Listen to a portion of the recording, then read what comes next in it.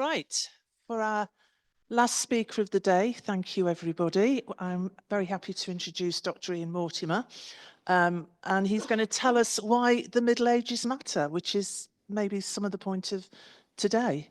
As most of you will know, all of you will know, Ian is a best-selling author, has sold over 1 million books, and he's the best person arguably to talk to us about this today. Thank you very much. Thank you. I was sitting here earlier and thinking it's quite ironic that I'm the only speaker here called Mortimer, and yet I'm not actually going to talk to you about the Mortimers. And then I had another thought that was, when I was in my late 20s, I reckoned I knew more about the medieval Mortimers than anyone else in England. And now I'm in my late 50s, 30 years later, I realise that everybody knows more than me about the medieval Mortimers. And that's largely due to the efforts of this society. And I think it's a great thing that there's been so much interest in that extraordinary family. And I'd like to begin actually by saying thank you to all the organisers and the people who make the Mortimer History Society work, because it's done such great work in the time it's existed. And thank you especially for all the people who've organised today to bring people together and celebrating this extraordinary dynasty, which has so much meaning. We're going to go from the micro, the small part of England that the Mortars dominated and the realm they dominated, to look at the macro, the really wide picture, the widest picture you probably could have of the Middle Ages. And this is because if you're a public-facing historian, you are aware constantly that the Middle Ages have a bad press. Some of you might have seen a film called Pulp Fiction, in which Marcellus Wallace, one of the characters, who has just been dealt a very ungentlemanly act by another character in the film, declares, "I'm going to get medieval on your ass." And that's now in the Oxford English Dictionary, that phrase, "get medieval on," which isn't really good if you're a medieval historian trying to talk about the wonderful things about the Middle Ages. And it's tricky if you, talking about dictionaries, if you look in a dictionary for the meaning of the word medieval, it will normally give you 3 definitions. One is the literal one, between the ancient world and the modern. Another one is any aspect of society with characteristics we associate with medievalism, such as violence, cruelty, ignorance, superstition, etc. And the third one is extraordinarily backwards or primitive. Now, there's nothing positive in any of these definitions in the dictionary about the word medieval, which is, I hope you'll agree by the end of this talk, extraordinary and wrong. But the strange thing is that medieval historians themselves tend to go along with this. Some of you might have come across a book, okay, it's not by a medievalist, but it's a very popular book, A World Lit Only by Fire by William Manchester. And he was very old when he wrote it. He wasn't a properly trained medievalist. But if you read that book, and it sold millions, you will believe that basically civilization stopped at the end of Rome, and we were all in pig's wheel and violent misery until the Renaissance came along to save us. Magellan sailed around the world and everything was okay again. And even a really good book like A Distant Mirror by Barbara Tuchman, which has a subtitle, The Calamitous 14th Century. It's a fine book, but it gets a lot of its power and its public connection from the fact it presents a world which was really difficult, which was, suffered the plague, suffered the 100 Years' War, etc. So even historians themselves accentuate the miserable. And I want to show how this is true. This is my starting point, really. The way that historians themselves denigrate the Middle Ages and why they do so. Now, the best-selling history book now there's ever been is Yuval Noah Harari's Sapiens. It's sold something like 15 million copies to date. And the start of chapter 14 is as on the screen there. Were, say, a Spanish peasant to have fallen asleep in 1000 AD and woken up 500 years later to the din of Columbus's sailors boarding the Nina, Pinta, and Santa Maria, the world would have seemed to him quite familiar. Despite many changes in technology, manners, and political boundaries, this medieval Rip Van Winkle would have felt at home. But had one of Columbus's sailors fallen into a similar slumber and woken up to the ringtone of a 21st century iPhone, he would have found himself in a world strange beyond comprehension. Is this heaven, he might well have asked himself, or perhaps hell? Now, there is a good reason why popular historians write with the force of expectation of their audience on their side. It makes life a lot easier. But here, he's working with the assumption that technology is the benchmark of change, and that technology is what differentiates us from our medieval ancestors. He has overlooked the fact that somebody from Palos de la Frontera, where Columbus sailed from, in 1000 AD would have been Muslim. And if he'd woken up in 1492, he would have found large numbers of people there trying to kill him on the strength of his religion. He would not have felt at home. But that's not the point of Harari here. Harari is trying to make the point that technology has changed everything. Now, he's not alone in this. Ian Morris is the author of Why the West World Rules for Now, a very successful, very good book. Take England, he writes. If we picked up a peasant from 1750 BC and dropped him or her down in 1750 AD, just before the Industrial Revolution, he or she would have quickly adjusted. Some things had certainly changed. People had switched from roundhouses to rectangular ones, from farmsteads to mostly villages, from bronze to iron, from a sun god to Jesus. The rich now wore powdered wigs and corsets. A few could now read and write, some had eyeglasses, and in 1784, a Scotsman could fly in a balloon. Yet so much had not changed. The basic patterns of life and death, taxes and rent, sowing and ploughing, deference to lords and ladies. The visitor from 1750 BC would recognize them all, but put that peasant back in the TARDIS and catapult him to this age of cars, computers, TV, literacy, skyscrapers, gender reassignment, sexual freedom, democracy, nuclear weapons. Our peasant would have a nervous breakdown. And I like that line, but I don't agree with any of it. For a start, we don't know what life was like in 1750 BC. We have only really archaeology to go on. And also, remember 1750 AD was the year that Bach died, Johann Sebastian Bach. 1741 was when Vivaldi died. You know, we're talking about musicians who are played every day today, being part of this world that he relates as being strange. And as for what life was really like in 1750 BC, well, halfway through that 3,500-year period would have been about the time of the Roman invasions. And of course, we've got Caesar's conquest of Gaul and his lines about England. And he refers to the groups of men in England painting themselves, stripping naked and painting themselves blue with woad in battle to appear more frightening, and sharing their wives in groups of 10 or 14 men. I can't help but think there are certain music festivals today where somebody from 1750, well, that time was fitting quite well. But you imagine that person from way back trying to get along at the court of George II or sitting down and listening to Bach. He would not have felt at home. I think we would have a much easier time ourselves going back to 1750 AD than 1750 BC. I think there's a substantial difference. But again, you can see this emphasis on technology, as if technology is the benchmark of change.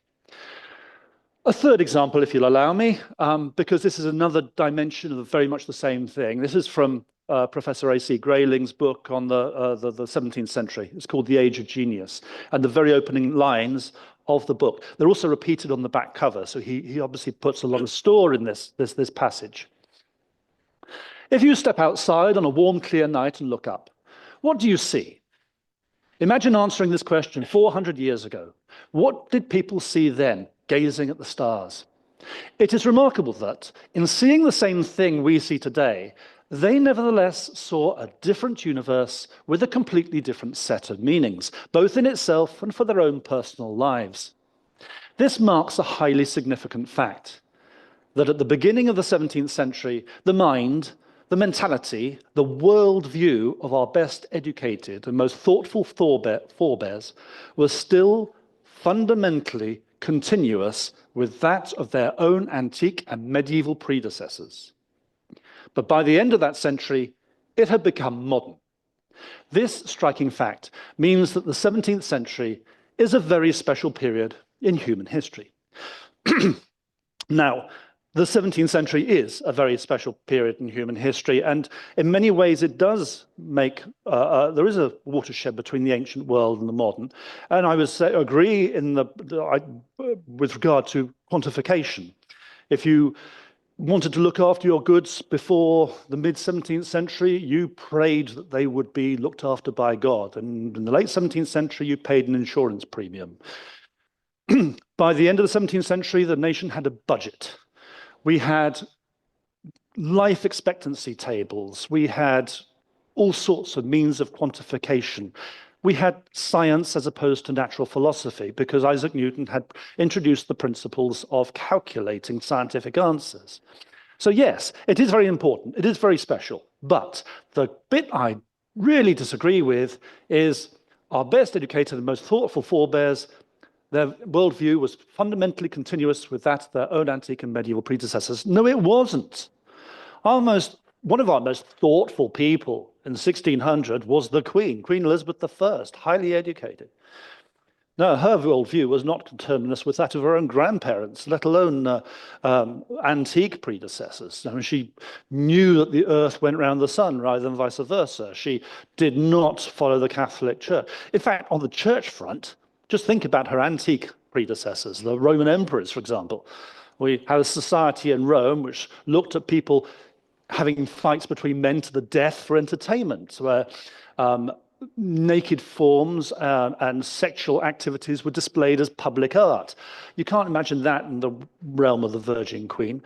I mean, and with regard to the earth going around the sun, if your concept of what the world is and the divine forces that shape it is fundamentally different, you can't really look at the worldview of these people as being fundamentally coterminous.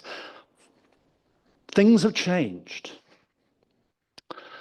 Now, I want to look at why things have changed in more detail, but with a broader, at the same time, a broader view than just technology.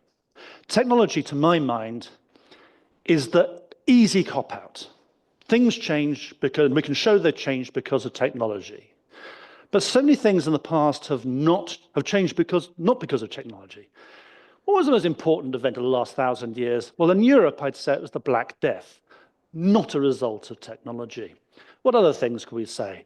The rise of women's rights in the 19th century and 20th centuries, very tangentially to do with technology. French Revolution, I wouldn't say that had that much to do with technology either. Really important things happen, and they are not measurable in terms of inventions and technology. And how do we start to explore this? Because technology seems so obvious to so many people, as we've seen from those quotations.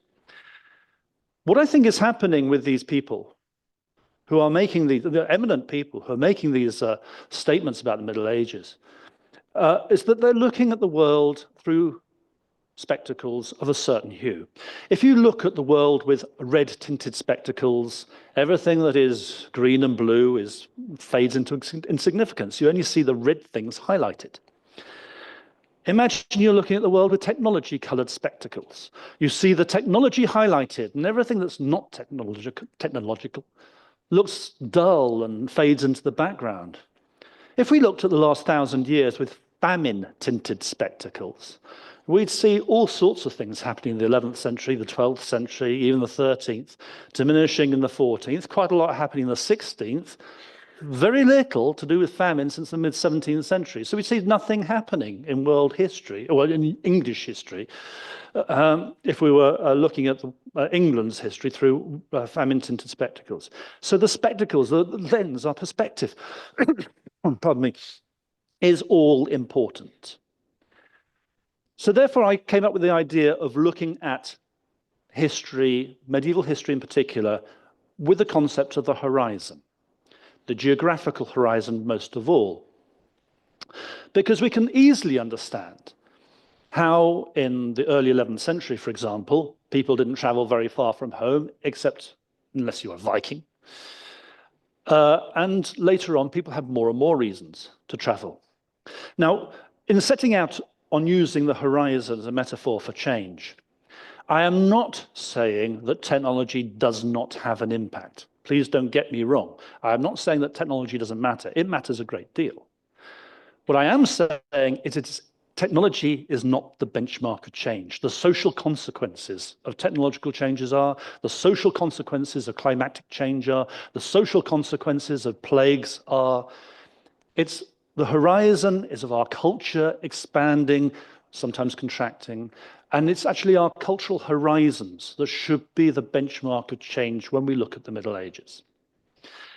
I'm going to look at our changing cultural horizons between the 11th century and the 16th. The most common, in fact, ridiculously common complaint about medieval horizons, the book I'm talking about here, is that, oh, but Ian, the Middle Ages ended at Battle of Bosworth in August 1485. You can't talk about the 16th century as being medieval. Well, in England, we talk about 1485 being a terminal point, but we all know that's an arbitrary date. We could talk about 1500, we could talk about 1540 and the end of the monasteries, we could talk about 1453 and the fall of Constantinople in a European context. We could talk about Gutenberg's Bible, we could talk about... I'm just going to go from the 11th to the 16th because the word medieval is part of the problem. I'm going to get medieval on your ass. You know, it already has connotations. It's too loaded a word in many ways. So let's just look at that 500-year period and see how the horizons of society across Europe, essentially I'm looking at England, changed. On the left here, we have an Anglo-Saxon atlas made about 1030. It's in the British Library now. And as you can see, it's not one you would use to go on your holidays. England is shown, well, where we got here? Here's Britain up here, so Scotland, England. Wales seems to be missing. I'm not quite sure why. Isle of Man is there, an island, but that is a picture of the known world from Anglo-Saxon Atlas, and it's centered on Jerusalem, and very little shown about anything outside Europe. The same atlas includes things like this gentleman here.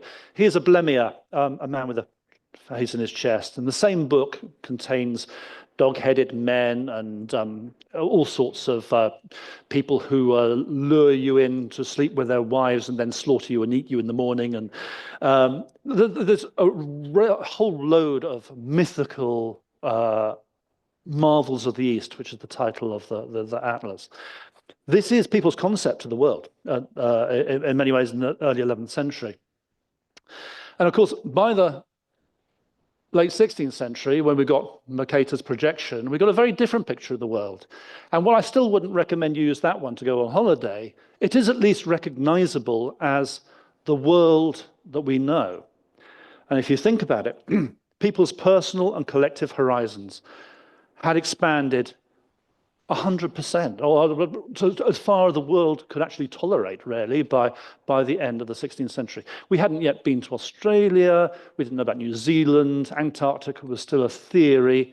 You can see an Australian, far southern continent depicted there, but it was still an idea. No one had been there as far as we know. And wrapped up in this expansion of our collective identity, our collective horizons, so many different cultural horizons. Think about it personally. Okay, people have always traveled, I get that. There's a good example in Gudrid Thorbjornsdottir, who was a Viking woman. Born in Iceland, traveled to Greenland, Vinland, which is North America, Norway, and Rome, and went back home to live out her last days in Iceland. She's traveled thousands of miles around the year 1000. But she is exceptional. When you look at how far normal people traveled, where they didn't travel, they stayed in the place of their birth to a large extent. I live in Devon. Devon has got 1.5 million acres, and in the early 11th century, it had one market for that whole area in Exeter. In the early 11th century, it had a couple more. It had 4 by the time of the conquest, 5 by 1086, and probably about 7 by 1100. Very few markets, There's very few reasons for people to leave their home and go there. That commercial imperative to travel doesn't really get off the ground until the 12th century, end of the 12th century. And by 1300, Devon had probably more than 100 active markets. Then there's a good reason to start moving. But if you think over the whole Middle Ages, up to the 16th century, you've got to leave your home for not only for market, but for war, frequently, to go and prove a will, or to go and answer a case in a moral court. So frequently people would be marched off from Morton Hampstead to go and, where I live on the edge of Dartmoor, to go down 25 miles to Totnes to answer a case there if somebody had accused me of some moral crime, and I'd have to take everybody along from the parish to say I'm innocent. People are on the move constantly by the 16th century in a way they certainly weren't in the early 11th century. And another thought, imagine you only travel 5 miles from home. Well, actually make it 10 because the maths is easier. So pi r squared, you might travel 314 square miles, cover or go to any place within 314 square miles if you travel just 10 miles from home. But if you travel 20 miles from home, that's obviously that much greater because there's an exponential effect.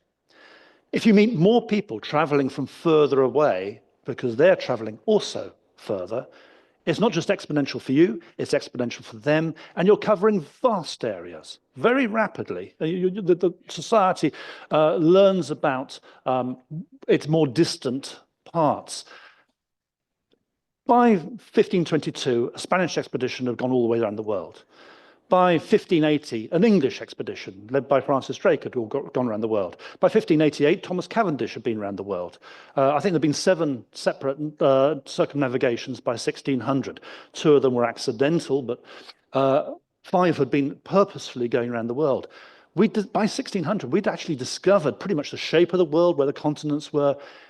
Our understanding of the world itself and our propensity to travel around it is a product of the Middle Ages. Our horizons, and that's my modern model for the cultural horizon expanding.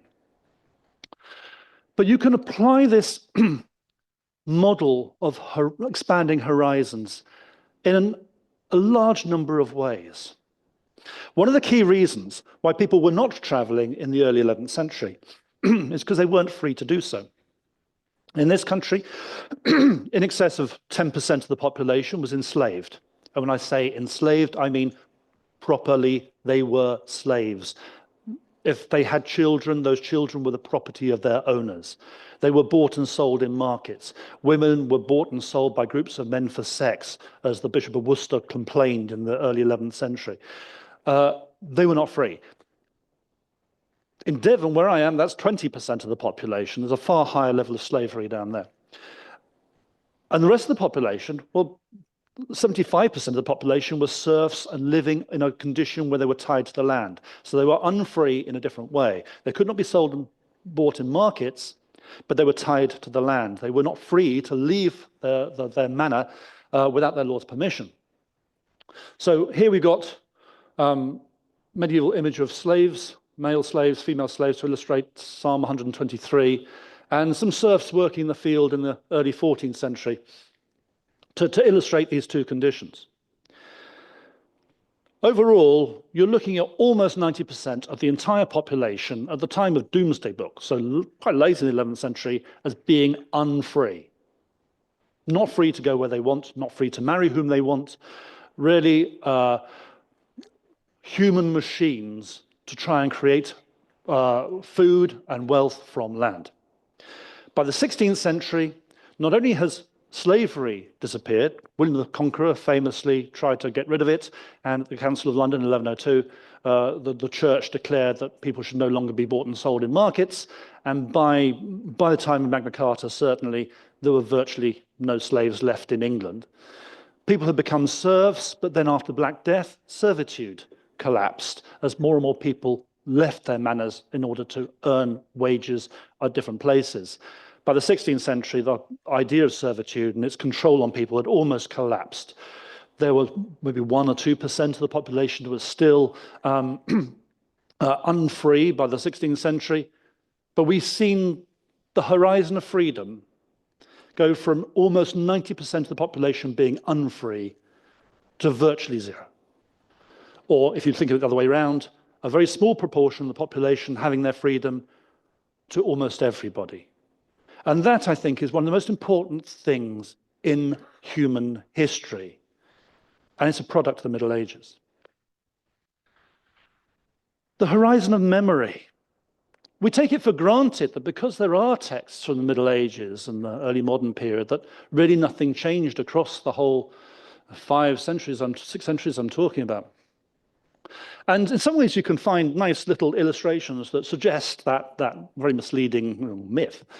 On our left, we have the Bodleian Gospels, which were, I think, I'm not sure on this, I'm not an expert on the early Middle Ages, but I think they were copied up in Brittany in the 9th century and made their way to Bodmin in Cornwall in the 10th. Manuscript in Latin.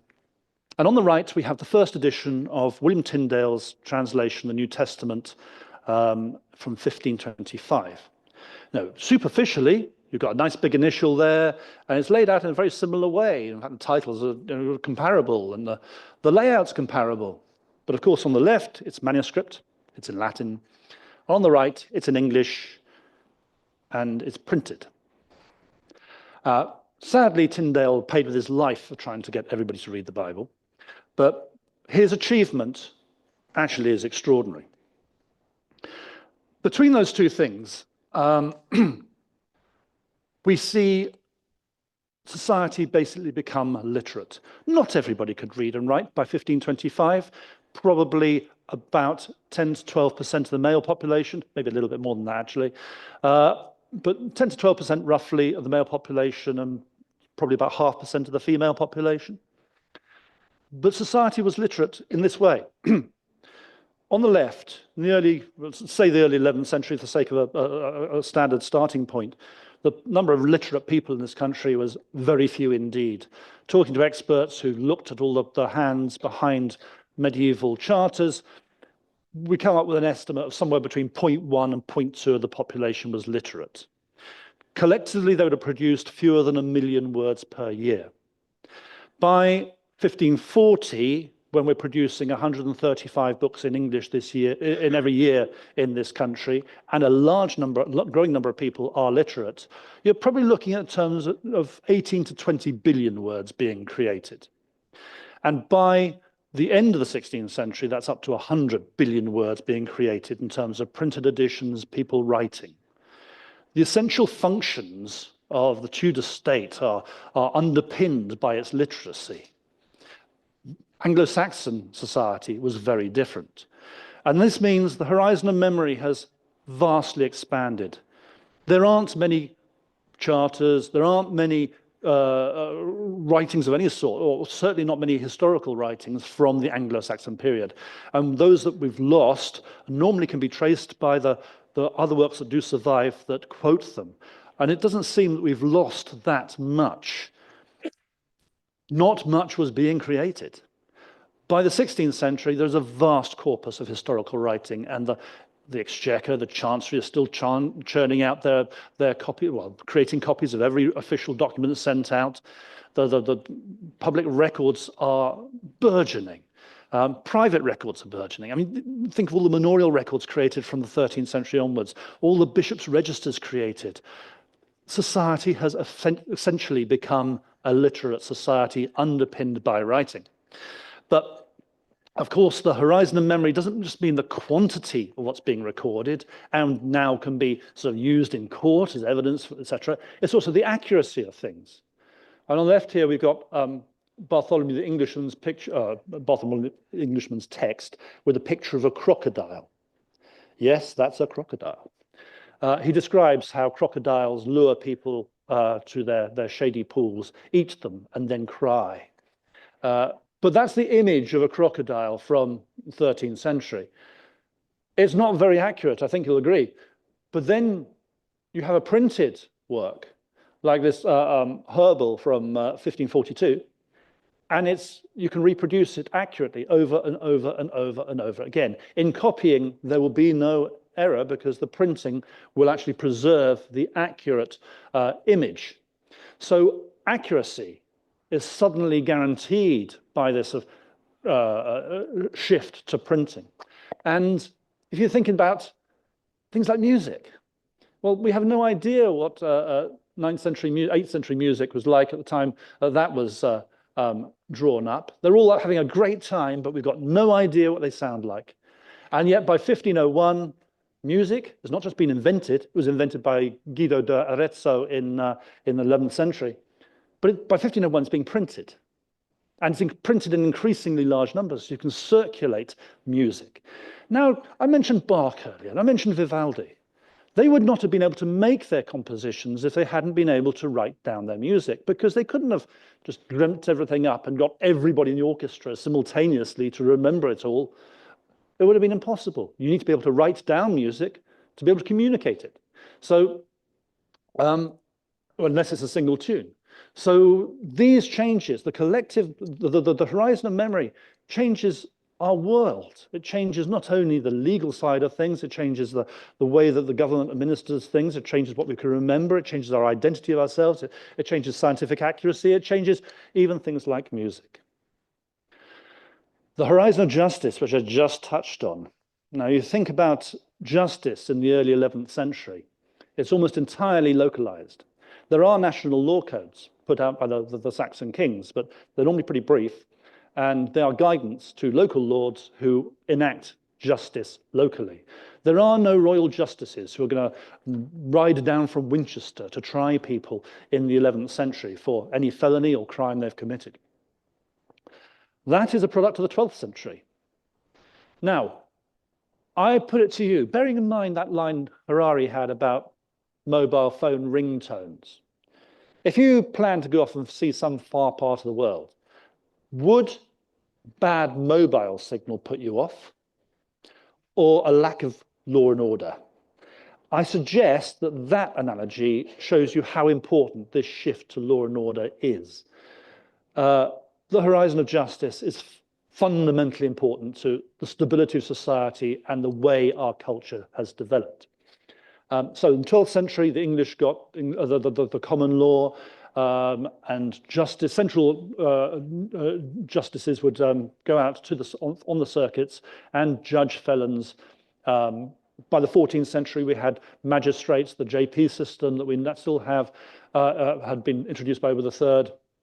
And so by the 16th century, we actually have legal levers that keep society under control. And as a measure of how successful medieval justice is, now we don't know what the homicide rate was in the very bloody 11th century, 12th century. We get an inkling in the 13th century, at the end of the 13th century. So 13th and 14th century England, on average, saw roughly 23 homicides per 100,000 adults per year. Extremes were places like Oxford, where you got large numbers of young men all walking around with eating knives or daggers at their belts, where life was slightly more dangerous than Dodge City at the height of the Wild West. About 140 killings per 100,000 people, adults per year. But overall, it's about 23, so the 13th and 14th centuries. By 1600, that's dropped to 6. It's dropped 75%. The society is a lot safer by Elizabeth's reign than it had been in the 13th and 14th centuries. And what it had been in the 11th century, I can only guess, but it would be much higher than that. The structural horizon. In some ways, this is the best way of displaying the difference. On our left here is the lower work of Beauvais Cathedral. This is a late 10th century cathedral.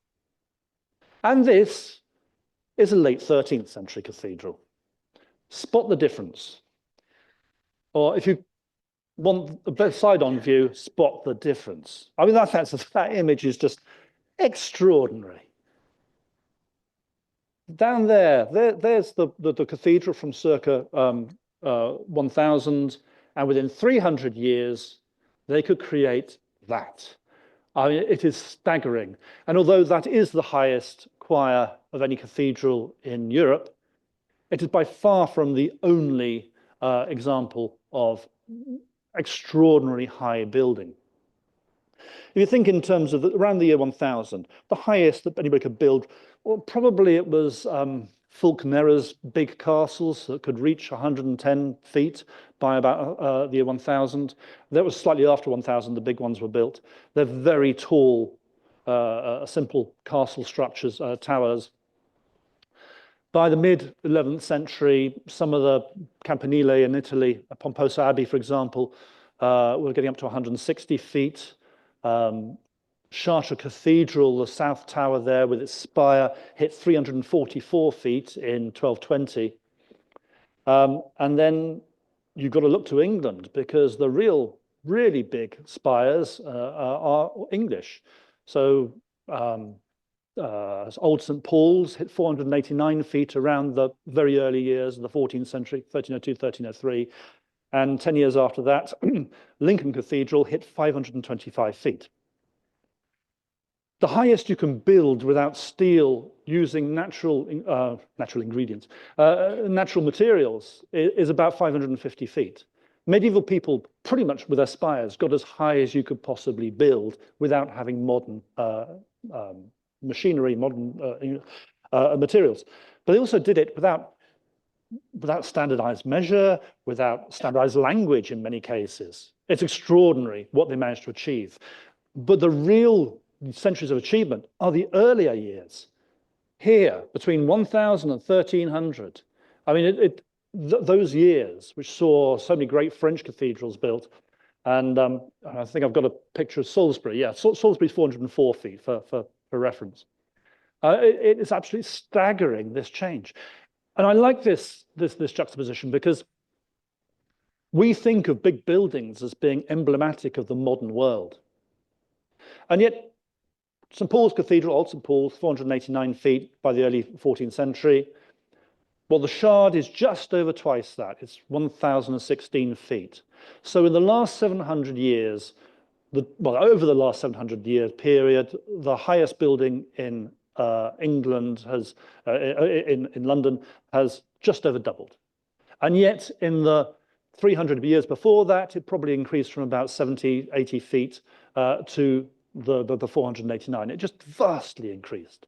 So that idea of the big building actually is emblematic of a medieval cultural change more than a modern one. I've tried to put the biggest Saxon church, which is Earls Barton, in proportion to Salisbury Cathedral. But remember, Salisbury Cathedral is more than 100 feet shorter than Lincoln Cathedral's true height, original height. So it gives you some idea of what they achieved in terms of structural engineering in the Middle Ages, and how that built horizon, the structural horizon, vastly changed.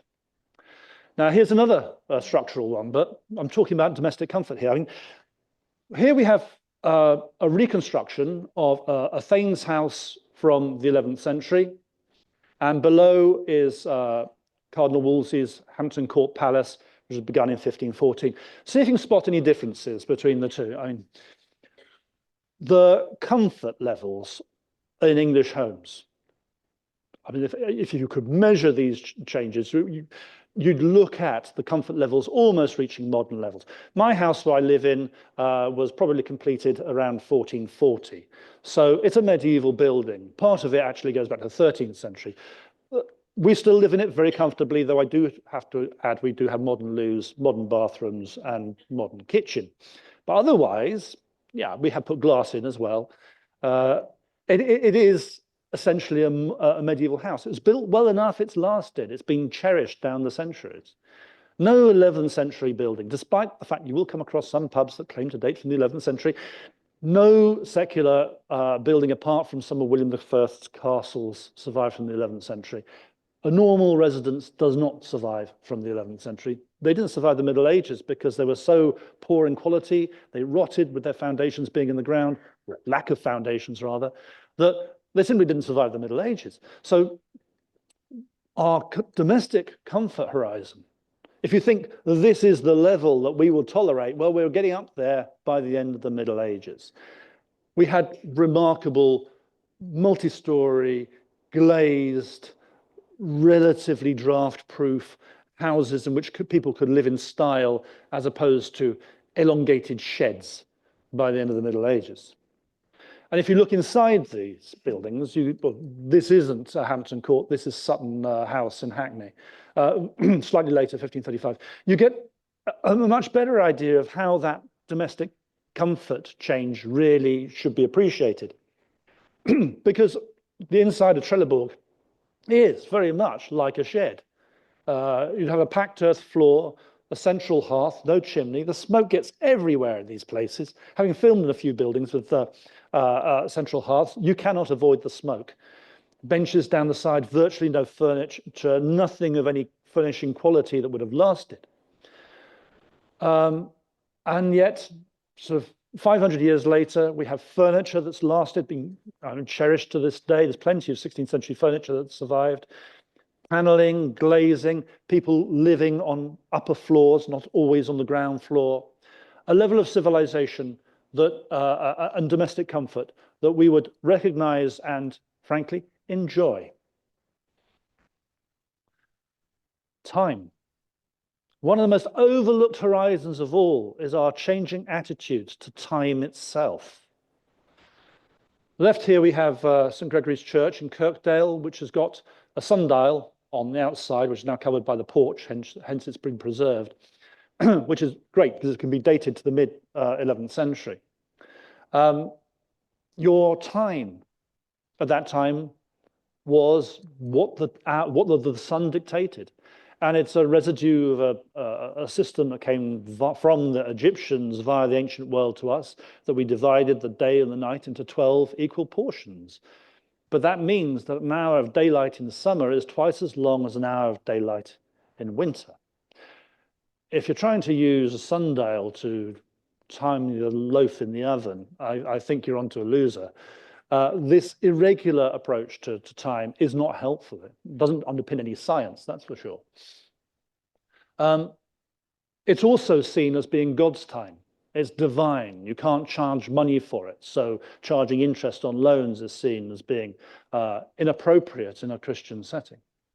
By the 16th century, we have totally changed. From the early 14th century, we had clocks. Because of kings like Edward III, who basically made the social changes that forced his household and other organizations to adopt a mechanical approach to time, so that an hour was the same day and night, and we measured and rung for everybody. You had this secularization of time itself, a regularization of time itself.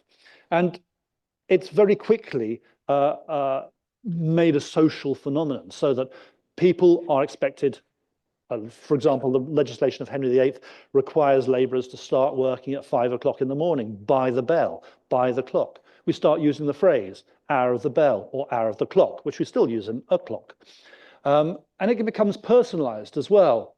I do this for a juxtaposition of the earliest clock surviving in England, which is Salsbury Cathedral clock, which dates from 1386. No face on it, but it would have rung the hours, which would have united everybody in Salisbury in doing things at a certain time. And on our right, we have the earliest watch that survives from Europe, made in 1505. And although watches from this period are rare, by the end of the 16th century, a farmer from Devon might go to London and pay £2 for a watch, as William Honeywell did in 1596. Watches weren't that scarce by the end of the 16th century, so that people were regulating their own lives. And one of the consequences of this is they actually restructure their lives. So that if you're going out to work for somebody and they require you to work from 5 o'clock until 7 o'clock in the evening, you can't have your old medieval system of a dinner at 11 lasting an hour and a half and then supper in mid-afternoon. You've got to shift to a 3-meal day. So you have breakfast before you go out, a central 1-meal lunch, and then evening meal after you go home. So our 3-meal day cycle is actually a product of medieval changes in understanding and regulating time. The horizon of health. If you think about it, I mean, I made a mistake once when I was starting my PhD, which was on 17th century social history medicine. I said, oh, I'm going to look at the medical responses of people who are dying, because if ever you're going to get medical help, it's when you're dying. And I had a very good supervisor, Maggie Pelling, who looked at me and said, not necessarily.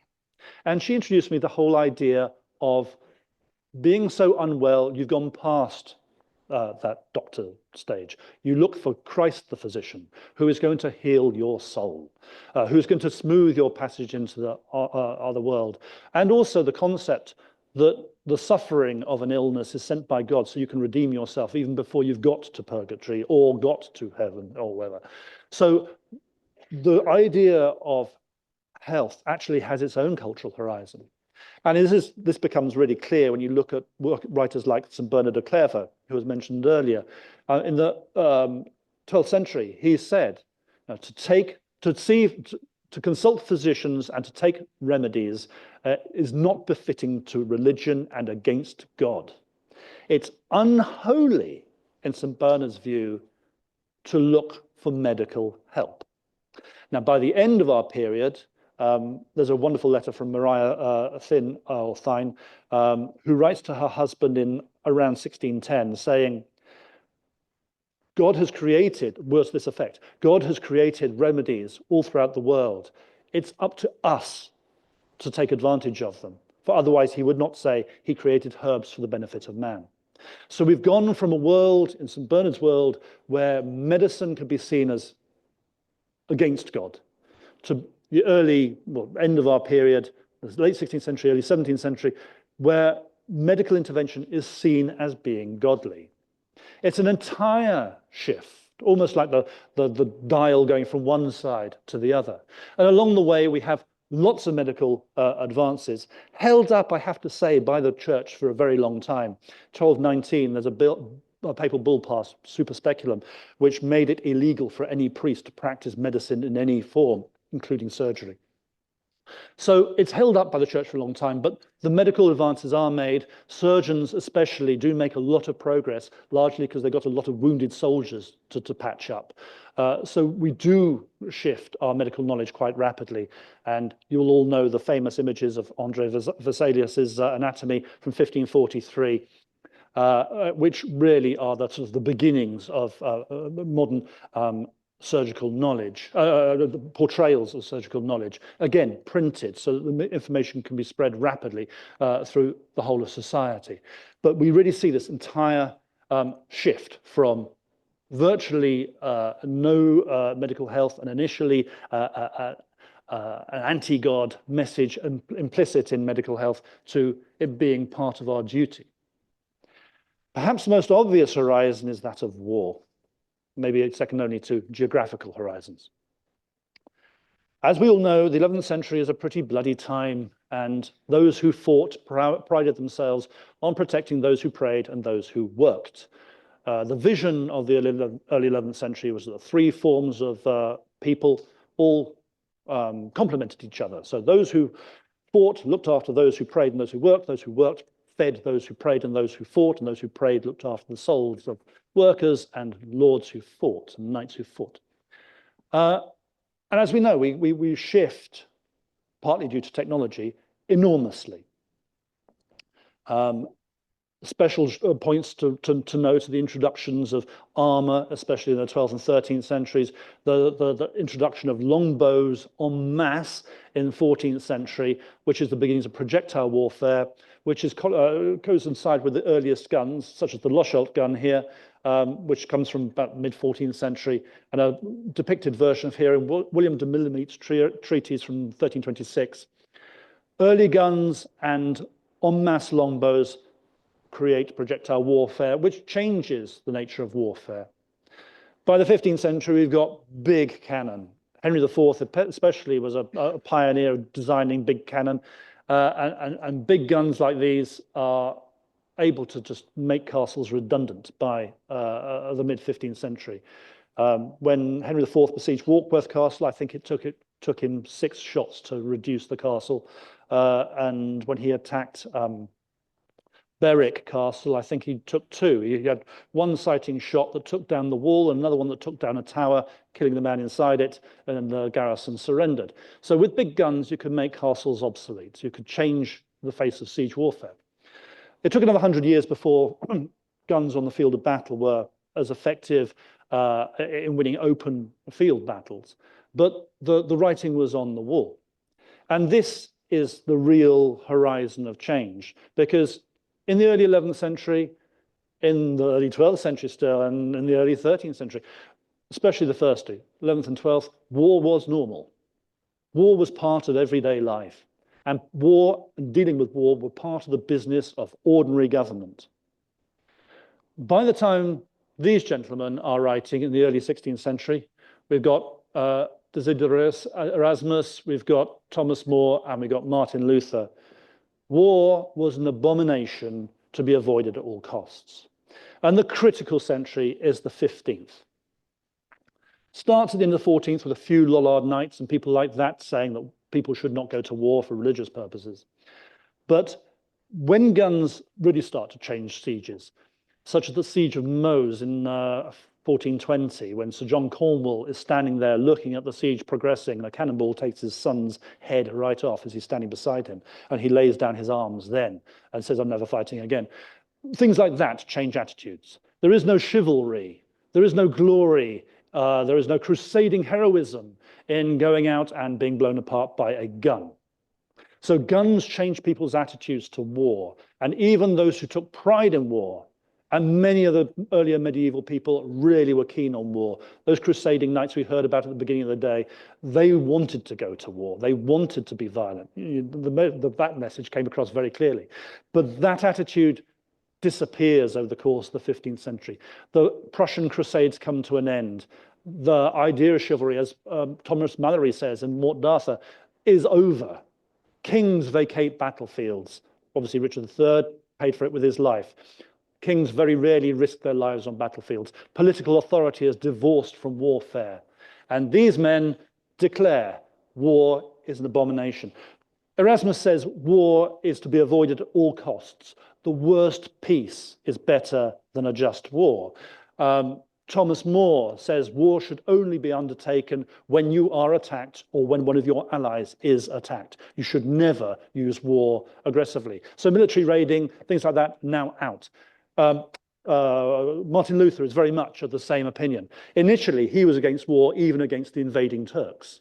He changed his mind and said we should resist the Turks. But again, Martin Luther is saying we should not go to war unless we are attacked. So we have gone from a situation where war is normal to war being abnormal, only to be undertaken when every other possibility has been exhausted or there isn't another option, which I think is a definition really of our modern attitude or indicative of our modern attitude.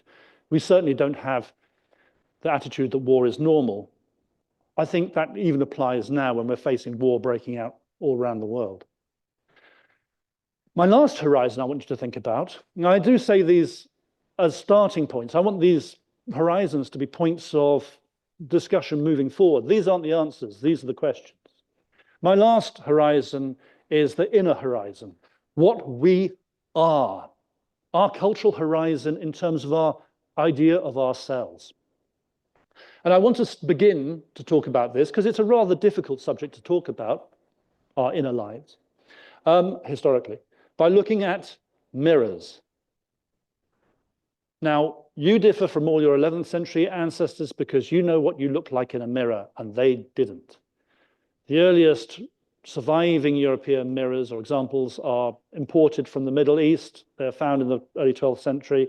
And we know that people in the early 12th century were using mirrors quite often because a large number of literary and theological works use the mirror as a metaphor. So the mirror of religion, or the mirror of chastity, or the mirror of this, or the mirror of that. There's lots of mirror titles by the mid-12th century. Most people, though, would not have been able to use a mirror because at that time it has to be a piece of metal very highly polished. The glass mirror that we know was invented probably around the Venice region, probably around the year 1300. Glass mirrors were circulating amongst the wealthy in this country by the end of the 14th century. There are accounts, Henry of Lancaster's accounts, for mending the glass in his broken mirrors, things like that. And of course, by the time of the 1500, everybody had seen themselves in a mirror. Some of the sailors on Mary Rose had little shaving mirrors, things like that.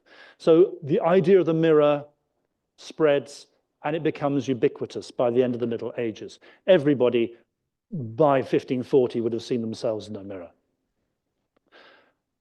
That mirror image of yourself is in some ways liberating. If you cannot see yourself in any other way, because if you look in a puddle, you only get 15% of the light reflecting, you think of yourself, if you're a blacksmith, your image of yourself is probably working at your anvil. If you're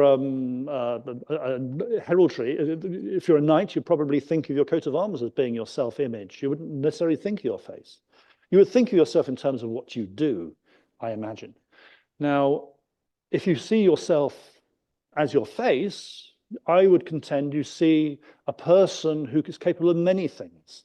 And actually, it's a liberating thing. You aren't necessarily the serf who has to work that corner of the field. You can be that person who sells his labor to somebody else in the 14th century. You've got an idea of yourself separate. So the developing sense of self is, I think, goes hand in hand with the spread of the mirror. Now, further evidence to suggest this is actually the case is the use of self-help books and self-fashioning books. By the mid-12th century, aristocratic women are starting to use makeup. We know that from our old friend St. Bernard of Clairvaux castigating every woman who ever puts on any makeup because she's so vain, she's not reveling in the glories that God has given her. But by the end of the 12th century, you've got books like Daniel Beckel's Book of the Civilized Man, in which people are told how they should behave. And they do start to behave better. We see that homicide rate come down in the late Middle Ages. We see increasingly books like Daniel Beckel's being spread through society. They're being produced in large numbers by the 15th century, how you should behave. So that sense of self and that sense of how you should behave develop hand in hand with a civilizing process, to use Norbert Elias's words from the 1930s. It was a prescient work, Norbert Elias's, because in 1972, two psychologists whose names were Duval and Wickland, came up with the idea of self-awareness theory and actually demonstrated it. It's proved to be one of the most permanent theories in psychology. The more you can make somebody self-aware, the more you can make them behave in ways satisfying to the rest of society. So the psychologists came along later, after the historians, and actually demonstrated this whole civilizing process was at work. The results of this are a concentration on us as individuals. By the end of the Middle Ages, you've got things like the Vitruvian Man, which is a product of the 1490s. And as my Italian editors tried to say, oh, but Leonardo, he's Renaissance, he's not medieval. Yeah, Richard III was younger than Leonardo da Vinci. You can't just pick out the good bits and call them Renaissance and regard everything else as backwards, medieval, because you fall into that whole predetermined and get medieval in your ass sort of attitude. No, we need to look at these things developing side by side. Note, Leonardo uses the mirror for all his writing. You can only read Leonardo's writing when you apply a mirror to it. He used the mirror as a metaphor for civilization. Reflect on yourself. And in Donatello's David, we had the first freestanding male nude. You look at this thing for all around. There is no halo over this character. This is a man to be the subject of your gaze, the subject of attention. Humanism here is incarnate in a particular piece of sculpture. Mankind has become the subject of his own and her own interest. And finally, this leads us to the self-reflections that we get in the 16th century. There are no, apart from the religious ones, there are no medieval autobiographies. Yes, there are things like Historia Calamitatum by Peter Abelard, but they are normally attempts to get the readers to approach God through self-knowledge. The subject to those autobiographies really is God and divinity. In the 16th century, we start to get secular autobiographies, and one of the first and best known is Benvenuto Cellini, his autobiography. It's a rip-roaring read. You know, he fought his way through the Renaissance as much as created art. It's remarkable, and it's very honest, and it doesn't actually reflect very well on him. You do feel you are reading an attempt by him to portray himself in a certain light, but he betrays himself in so many other ways. And finally, we come to the works of Mr. Shakespeare here. Now, we often say Shakespeare speaks for us because he understands so many of the human emotions and passions and drivers that we feel and we can relate to. And frequently we quote his words to try and describe what we feel and what we think the people around us are feeling. But he does not speak for people of the 11th century. He does not speak for people of the 12th century. I think they would have looked at Shakespeare and raised their eyebrows and thought, yeah, what are you on about? Over the course of these Middle Ages, this period, 11th century to the 16th century, we go from the world of Roger of Hoveden, who says, a man is not a man until he has seen his own blood flow and felt his teeth crunch of the blow of an enemy's mace on his helmet, to be or not to be. I think that is profound.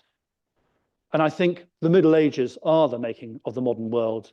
And in terms of our cultural horizons, we should appreciate all they achieved, because those achievements are what allow us to reflect on those achievements today. Thank you.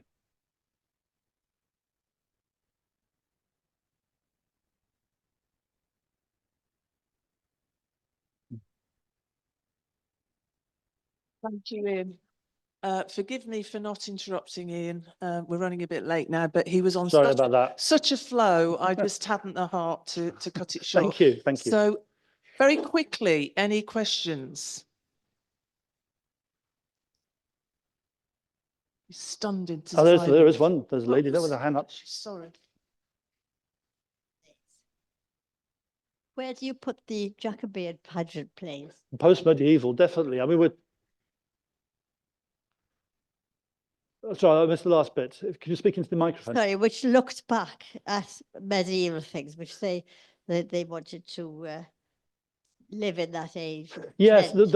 there are lots of people who look back with fondness on the Middle Ages. You might recall a famous painting of Queen Victoria and Prince Albert dressed up as Edward III and Philippa, playing out medieval games in the 19th century. I don't think that is significant particularly, because they were looking back at a concept of the Middle Age which was entertaining, quirky, seen as other. It's a bit like dressing up in fancy costume, and Yeah. I don't think it's particularly meaningful. I think it was purely entertainment. I think the important points to focus on here are the various horizons that we're talking about, the real fundamental changes in our mentality, our worldview, our society. I think we developed most in the first 500 years of the last millennium, more than the last 500 years. And what has really changed in the last 500 years is technology, which has altered a lot of things, but we are very much the products of the 500 years before Shakespeare.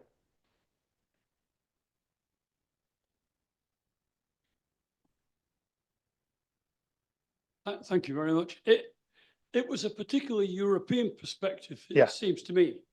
And I'm just wondering, if we think about the year 1000 and the volume of literature and learning that was around in China, and the huge amount of learning and literature that came out of Islam, to what extent have those two sources impacted on the changes that you have described in Europe? Islam hugely, because of the discoveries of so much ancient writing and Arabic writing in the libraries, Sicily, southern Spain, etc. So those knowledge bases immensely contributed to our learning and our developments. We were really the benefit of it in so many ways, from navigation through to science, through to philosophy.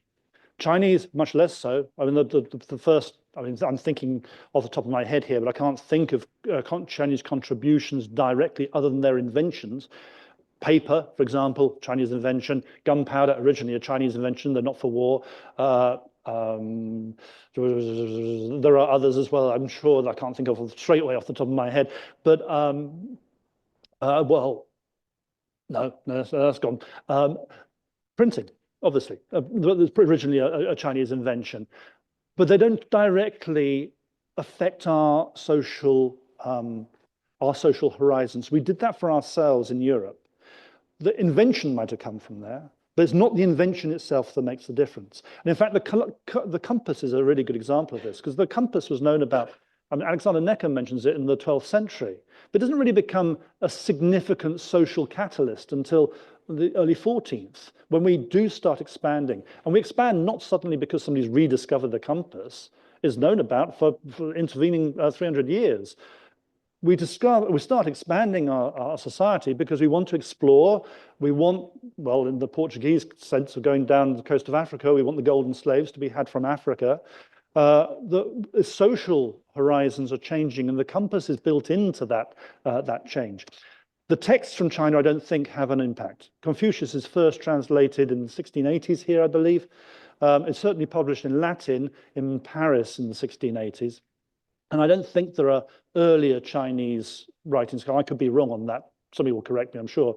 But the inventions do come across, but they come across as material inventions. And those that have an impact are those where there is a social need, a pre-existing or a subsequent social need for that invention to be used constructively. So I'm thinking here, paper probably most of all, but gunpowder, as we saw with the horizon of war. I mean, yes, there is an impact. And I'm not a Chinese historian, and I'm not an Arabic historian, and I would not I would not dare to undertake a medieval horizons from the point of view of somebody in Baghdad or in Beijing. It'd be very interesting if somebody did. I'd love to see a medieval horizons equivalent from a Chinese perspective, but I have enough difficulty dealing with the last 700 years. So doing it for another part of the world, it would defeat me. Thank you. Thank you. Good Anybody question, on Zoom